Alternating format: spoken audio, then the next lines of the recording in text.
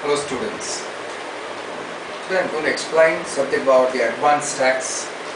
You know basically that in income tax we have two concepts, the previous year and assessment year. You already know that previous year is the year in which the income is earned and assessment year is the year in which he calculates the total income and pays tax on such income. But under section 208 of the Income Tax Act,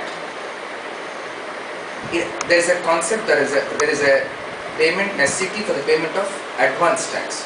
So first of all, what is meant by advance tax? Under section 208 of the Income Tax Act, if the assessee has to pay a tax of 10,000 rupees, more than 10,000 rupees on the estimated income, then he has to pay tax within the financial year or within the previous year. He should not wait till the previous year is over, then pay the tax in the assessment year. So he has to pay the income tax before the closure of the financial year. This payment of income tax within the financial year, as you are earning the income, it's called as advance tax. That's why the advance tax is also known as payee, that is pay as you earn scheme. That means you are paying the income tax in the year of earning itself. And this is to be done by every assessee who has got tax payable more than 10,000 on the estimated income, because you know that till the last day he doesn't know what is his income. He would estimate some income and he cannot say that I cannot estimate my income. There can be changes later, that's not a problem, but you have to estimate an income, and if the tax payable on such income is more than 10,000 rupees, then he has to pay an advance tax. So this is the first thing, that is advance tax, is the payment of tax within the financial year itself.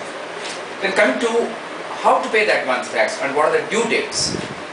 The Income Tax Act says you have to pay advance tax in 4 installments. The first installment, suppose you are talking about now your financial year 18-19, because you are doing problem for 19-20, means that the relevant previous year is 2018-19. So the 4 dates are the 4 installments he has to pay. The respective dates are: first installment should be paid on or before 15th of June 18. Second installment 15th of September, that means 3 months from the first due date, 15th September 2018. Third one 15th December 2018, and the last installment 15th of March 2019. So 4 installments, starts with 15th June, ends on 15th of March, 3 months gap. So in 4 installment he has to pay. Then what are the rates he has to pay? The first installment should be 15% of total tax liability he has calculated on the estimated income. Second installment, it should be equal to 45% of total tax payable. That means first installment you would have paid 15%, 45 minus 15 andre more percent he has to pay.